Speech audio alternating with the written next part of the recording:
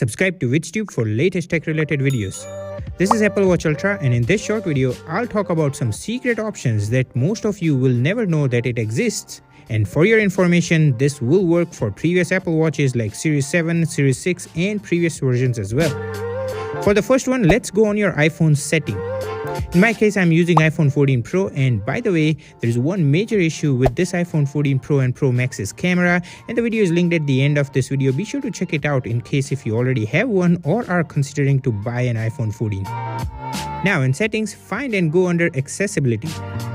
Under it, you will find a whole bunch of useful options, but considering we are talking about Apple Watches, let's go under the Apple Watch mirroring. Turning this on will mirror the Apple Watch live on your phone. Honestly, it's quite big of a screen than the original Apple Watch Ultra, and I can see this being very useful for people with visual disability. Even though your Apple Watch is locked and far away from your iPhone, you can still unlock your Apple Watch by entering the passcode and get access to the watch remotely. Not just that, you can even AirPlay the mirroring to a smart TV in case if you want to show everyone in the room something cool about your Apple Watch, which is pretty nifty feature. Now once the watch is unlocked, the mirroring will start. The Apple Watch will display a blue ring around its display edge, meaning that your watch is being mirrored to your iPhone. So if someone is sneaking on your Apple Watch, you will know by this blue ring, as whatever you do, including entering password or sensitive details, it will be displayed on the iPhone as well. It's pretty cool, but sneaky. Now, here are a few reasons why I use this feature. Comment down below situations where you would end up using this feature. I keep my Apple Watch for charging in my office, which is right beside my kids' bed and study table. And sometimes when I am away from my desk, at that time I can literally go on my watch remotely and go under voice recordings and record what's going on around with my kids. And the best part is when I play the recording back, it won't be played on the watch. It will be played back on my iPhone speaker, so it's a sneaky feature, but for me it works to check on my kids without going up to my office or their room. Now, if you are like me who uses the walkie-talkie feature, then despite of my watch being away from me, I can send a walkie-talkie message straight from my iPhone without accessing my watch. And if you receive a walkie-talkie message, it will be played on your iPhone than your Apple Watch.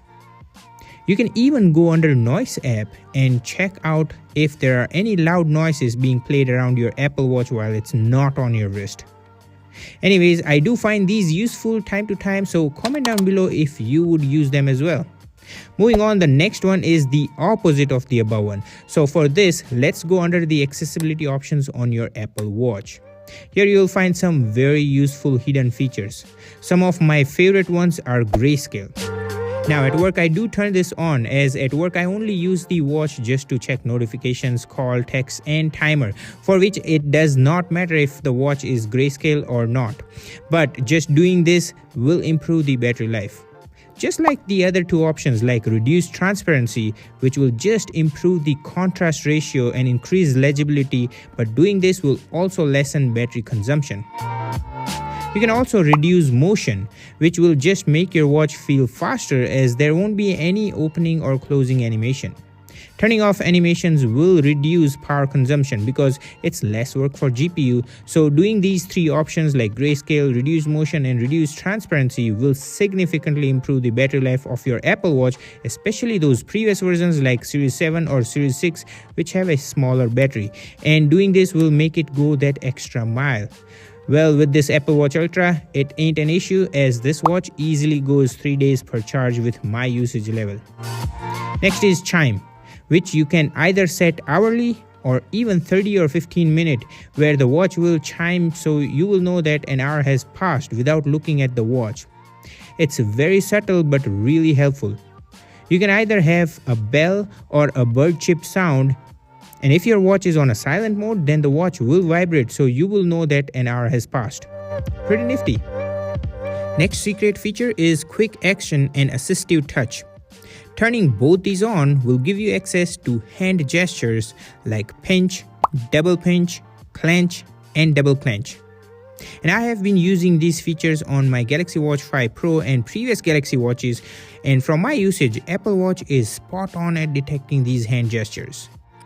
Plus, the cherry on top is you can customize each of these hand gestures to do a very specific task.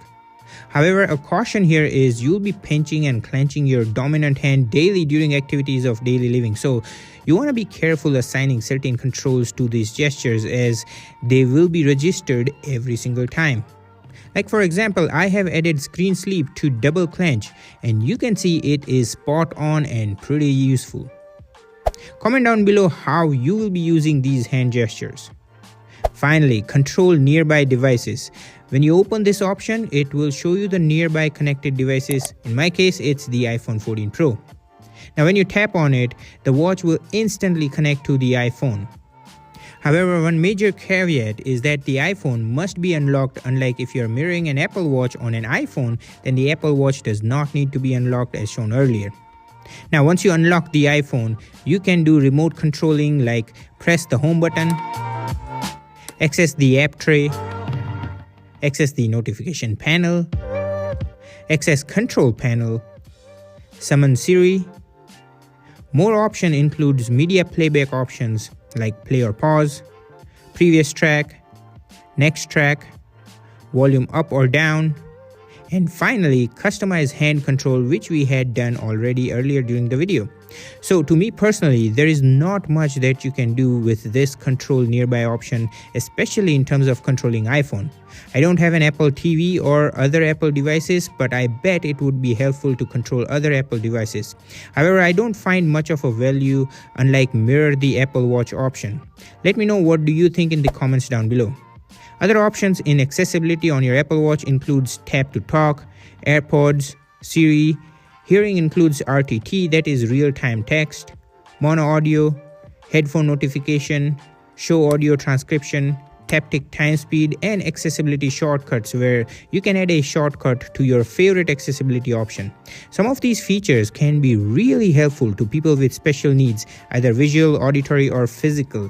And for those viewers that have special needs, I have made videos for accessibility option for various smartwatches on this channel. And just like this, there are many options that are not just helpful to people with special needs, but can also be helpful to general public too. So comment down below which one is your favorite feature and subscribe so you don't miss out any upcoming videos. Also check out these videos as you'll find some amazing tips for your Apple devices.